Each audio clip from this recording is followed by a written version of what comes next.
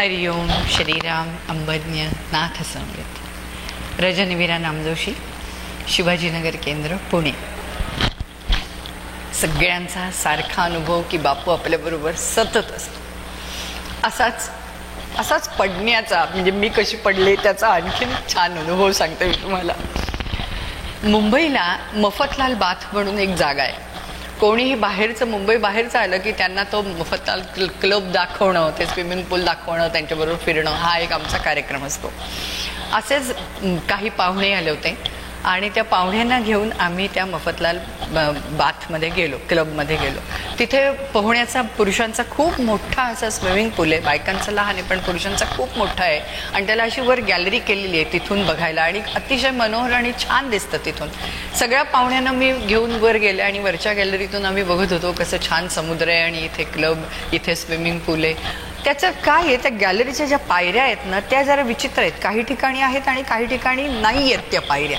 दाखवता त्या पायऱ्या कुठे नाही आहेत हे बघायचं माझं राहिलं, आणि पायरी आहे असं समजून मी पाऊल टाकलं. पायरी नव्हती तिथे, आणि अशी जी आडवी पडली म्हणजे तोंडावर, ती त्या सगळ्या पायऱ्यांवरनं धड धड धड धड धड धड करून तिथे मोठा खाली कठडा आहे, आणि त्या कठड्याच्या मध्ये असं मोठी जागा आहे. म्हणजे एखादा माणूस त्याच्यामधून खालून त्या पाण्यात सुद्धा पडू शकेल इतकं ते भयानक आहे. अशी मी घसरत आले.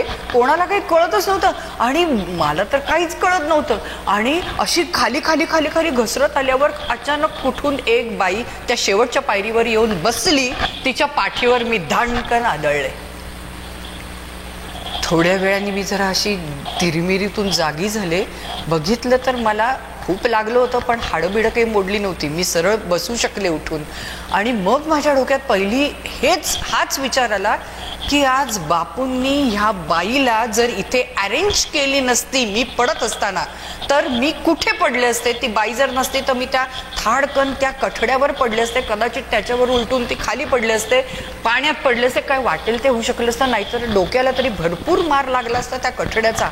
पण काय झालं बघा, योगायोग की ती बाई येऊन तिथे बसली. तिच्या पाठीवर मी, म्हणजे माझं डोकं तिला लागलं असेल, मलाही तिची पाठ थोडी लागली, पण पाठ लागणं आणि कठडा लागणं ह्याच्यात केवढा फरक आहे. आपण म्हणतो योगायोग, पण बापूंनीच सांगितलंय योगायोग हा मुळी नसतोच. तुम्ही परमेश्वरी लिहिलेला योगायोग हे नाव देऊन कमी लेखू नका. त्यामुळे मला पक्क माहिती होतं की तो योगायोग नव्हता. बापूंनी त्या बाईला मी पडते बघितल्यावर बिचाऱ्यांनी धावत आणून बसवली तिकडे, बस इकडे, म्हणजे हिला जरा झेलायला बरी पडेल. आणि मला तिथे झेलली त्यांनी. जे काही पायाला लागलं होतं ते सगळं निभावलं. ते औषधं लावली, झालं 2 दिवस दुखलं. आणि पण आज बापू जर माझ्याबरोबर नसते, किंवा बापू भक्तीत आपण नसतो, किंवा बापू हे माहीत नसतं, तर काय झालं असतं आपलं.